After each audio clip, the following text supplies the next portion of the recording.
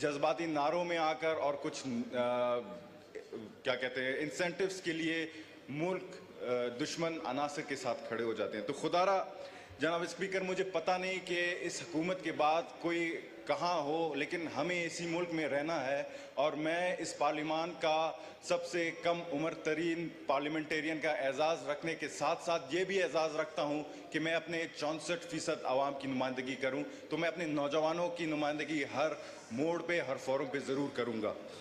جناب speaker, youth جو ہے ہمارے پاس ایک ایسا ویپن ہے، آپ کہہ لیں ایک ایسا سرمایہ ہے جس کو ہم یوٹیلائز کر سکتے ہیں، لیکن اگر ہم کرنا نہیں چاہتے تو ہم کہہ لیں کہ ہم ٹائم بام کے ساتھ کھیل رہے ہیں. یوتھ پروگرامز کو تشکیل دینی چاہیے تھی، صوبوں سے مل کر بنیادی تعلیم پر، ابتدائی تعلیم پر کام کرنی چاہیے تھی، مختلف شہروں کو آئی ٹی سٹی کا درجہ دینا چاہیے تھا تاکہ ہمارے یوتھ ٹیکنالوجی کے حوالے سے انگیج ہوں. جناب اسپیکر، میں ایک خود پروفیشنل فٹ بالر رہ چکا ہوں، ایک سپورٹس مین رہ چکا ہوں، اور مجھے پتہ ہے کہ جب سپورٹس مین ایک سٹیج تک پہنچتا ہے تو اسے کتنی سٹرگل کی ضرورت ہوتی ہے.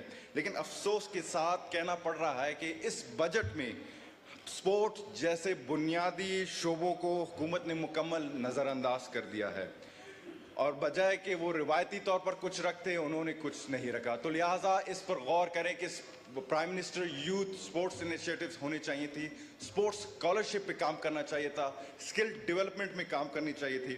جناب اسپیکر، یہ ہوئے وفاق کی باتیں. کچھ میں بلوچستان کے حوالے سے بات کرنا چاہتا ہوں کہ کیونکہ بلوچستان کے نوجوان بھی میرے دل کے بڑے قریب ہیں. جناب اسپیکر، میرا تعلق ایک ایسے صوبے سے ہے جس کے لوگ آج بھی صحارا کے ریگستان سے بدتر زندگی گزارنے پر مجبور ہیں. میں یہاں کسی کا شکایت کرنے نہیں آیا جناب اسپیکر، لیکن اگر ہم حقیقت کو تسلیم نہیں کریں گے، حقیقت کو آگے نہیں دکھائیں گے تو ہمیں ہماری جو ضمیر ہے وہ ملامت کرتی ہے.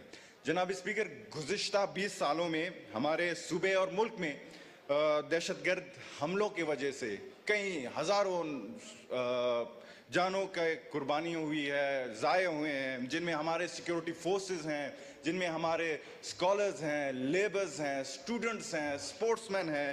لیکن جناب اسپیکر، یقیناً اگر امن اور استحکام اس ملک اور بلوچستان میں ہے تو انہی کی قربانی کی بدولت ہے، اور میں بھی ان متاثرین میں سے ایک ہوں.